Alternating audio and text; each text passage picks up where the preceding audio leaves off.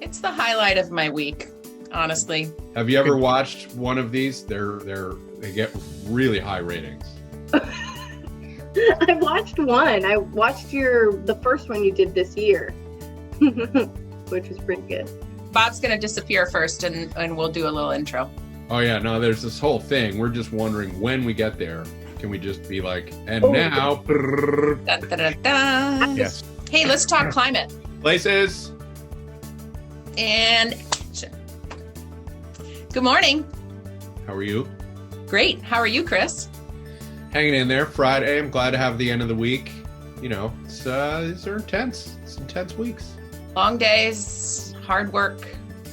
Everything's a little more difficult to do on Zoom World because you can't just walk out the door and have a hallway conversation. So it's kind of a bummer because I feel like I would have been checking in with our guest this morning, probably on a daily basis if we were meeting at the State House. But instead, Representative Becca White of Hartford, thank you for being with us. Instead, we get just a once in a while check-in. Becca's here to spice up our life, which is good. And tell us about transportation. She's on House Transportation, right? Yeah. And that's obviously a big deal in the climate world, how we're handling transportation priorities. So talk to us. What's going on? Yeah, so I'm in my second year on the Transportation Committee.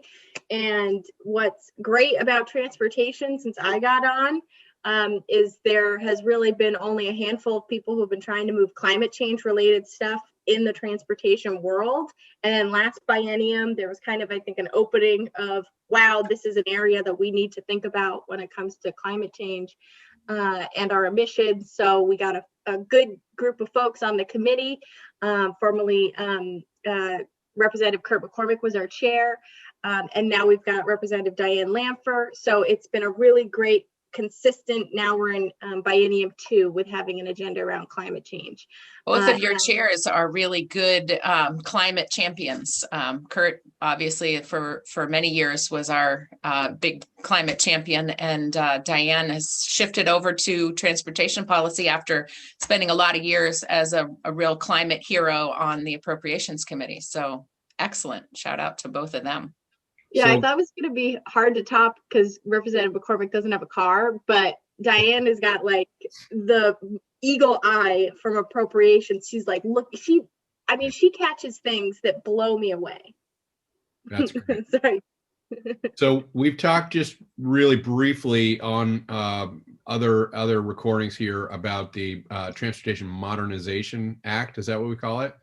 Yeah. So can you give us an update? How's that going? What is it supposed to do? Just help people understand and help me and Sarah, or maybe Sarah probably already knows, help me understand better what's going on. Sure. Well, the bill was introduced. It's H94. And after some work, we got 70 co-sponsors, which is a pretty big deal in the House. And the components of the bill there's a lot. It's about 26 pages. And the framework was to introduce something before the T-bill or the transportation budget bill came out to signal to the administration, these are the priorities of a group of members in the House and what a lot of our colleagues are supportive of. So it's got the new PEV incentive, which new means not a used vehicle incentive, to the tune of around $4 million.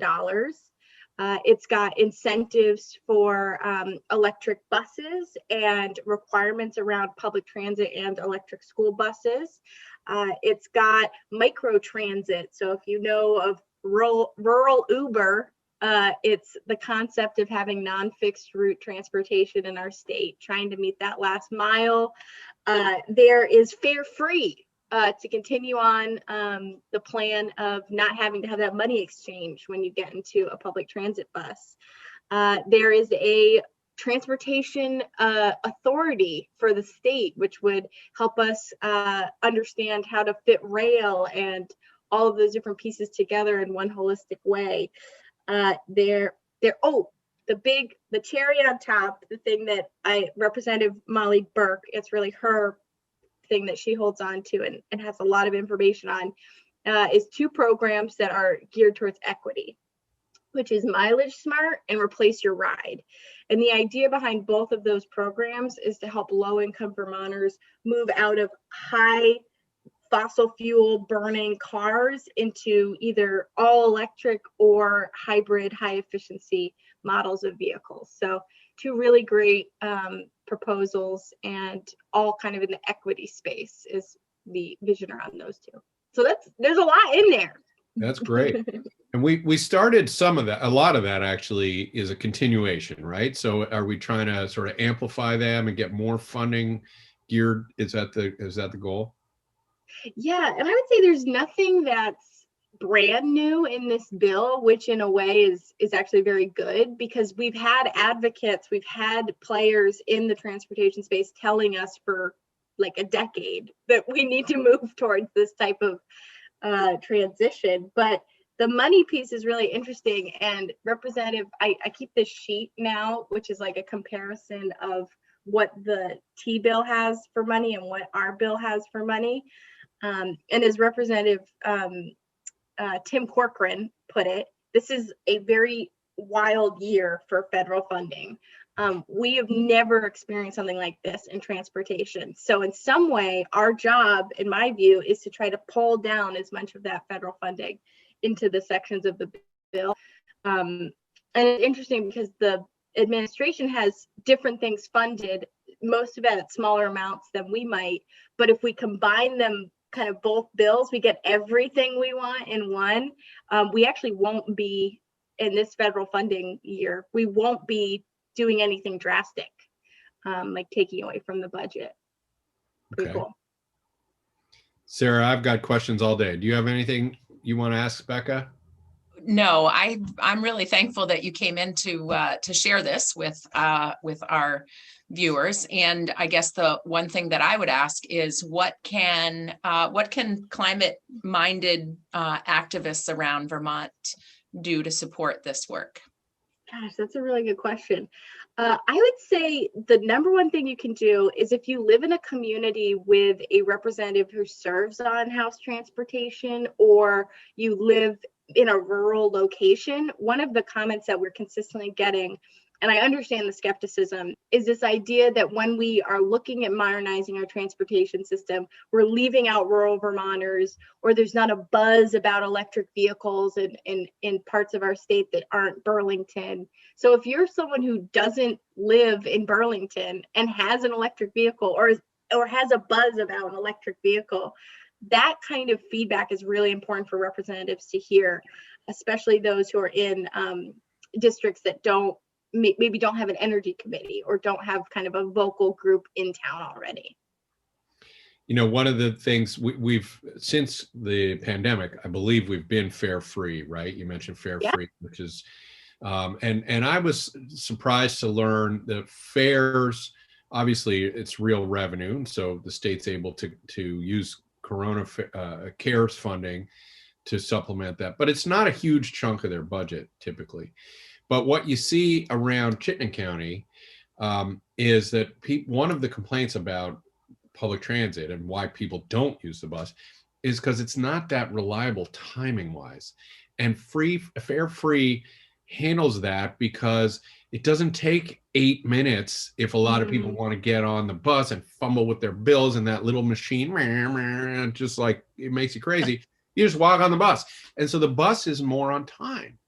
And this is just an interesting thing that we've been talking about on the Senate side as we helped make that change last year, and now you guys are continuing, which is great. I think it's not just helping people make it more affordable, but it's helping it work smoother, so that hopefully it's more appealing for people to take an alternative to their car.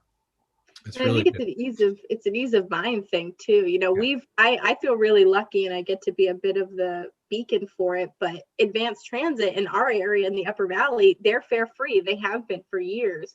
And it is so much simpler, just as a participant in that system to know that, okay, do I need $1.25? Do I need cash?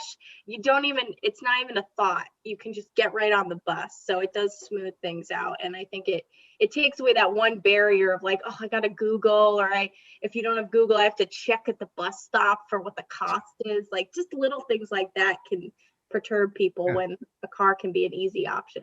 Well, and I used to take the commuter sometimes to Montpelier and coming home, and I would be scrambling to make it on time and then be like, oh no, I've only got $3. I got to go find $1. Yeah. It's a real convenience factor.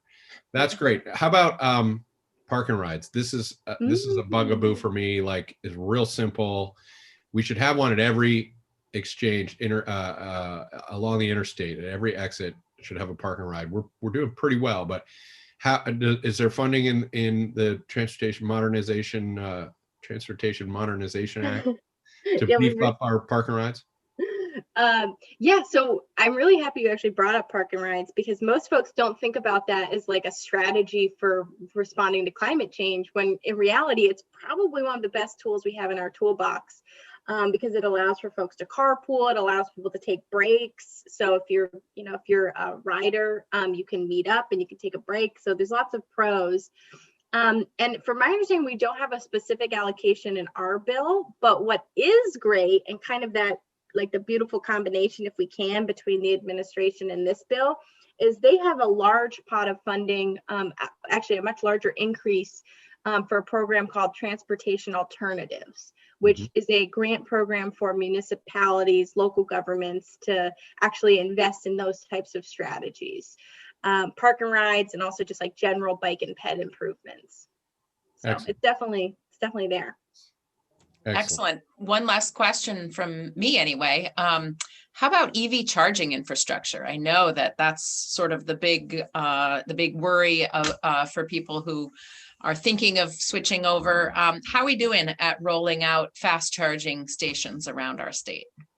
I give hats off to the administration. They set out a pretty big goal, which was to have a fast charger in 30 miles of every Vermonter. And fun fact, mine is yours at the Hannaford parking lot in Bradford. So. Oh, please give me a call. I'll come down. We can stand 6 feet away from each other and talk while you charge. It'll be so fast. I don't know. I know. We won't have time to cover everything that we need to catch up on. But yeah, they've set a good goal and they're meeting those targets. I would say the level 2 piece is where we're going next, is trying to find locations where people, like, ideally it's in a downtown, and you get to the level 2 takes a bit longer, so you get to explore that area. It's not just like off a highway exit. So we have some funding in here around electric vehicle charging stations. We've got $500,000 in our bill, but there's actually $1 million in the administration's bill. So I think if we're lucky, we can bump that up. The last thing I'll say on that is we hear a lot from Vermonters who can't charge at home because either multifamily, their landlord, or it just they're not sure how to make it work. So our hope is to identify a way to support folks who are renters or in multifamily situations so that they can have access to a level 2 charger, because 80% of our charging happens at home. So that can be a big, that can hold people back. Right. Running the extension cord out the window in the wintertime is not really very practical. Yeah, very slow.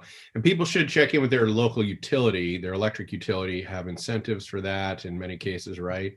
Exactly. And we got this for free. Yeah, that's right. And because we've put pressure on utilities to help people electrify. I would be remiss if I didn't say, when we're making investments in transportation, it's one of the quickest, most direct ways for state government to stimulate the economy, help create jobs, help generate economic activity. And so I'm delighted to see you pushing on that, and the Senate, receives the work you're going to do on this, and I'll make sure my colleagues are up to speed. I know many of us are already interested. But great job, and keep up the good work. Thank you for pushing. Thanks. Yeah. How's transportation? Whoop, whoop. Thanks for being with us this morning, Becca. It's great fun.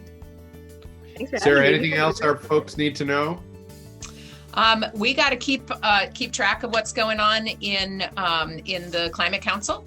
They've extended the deadline for people to put forward names to be on one of the subcommittees.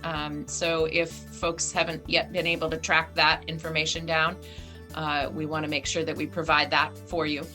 And once those subcommittees get up and working, I feel like we're really going to see an explosion in the pace of work on the Climate Council. So that's very exciting.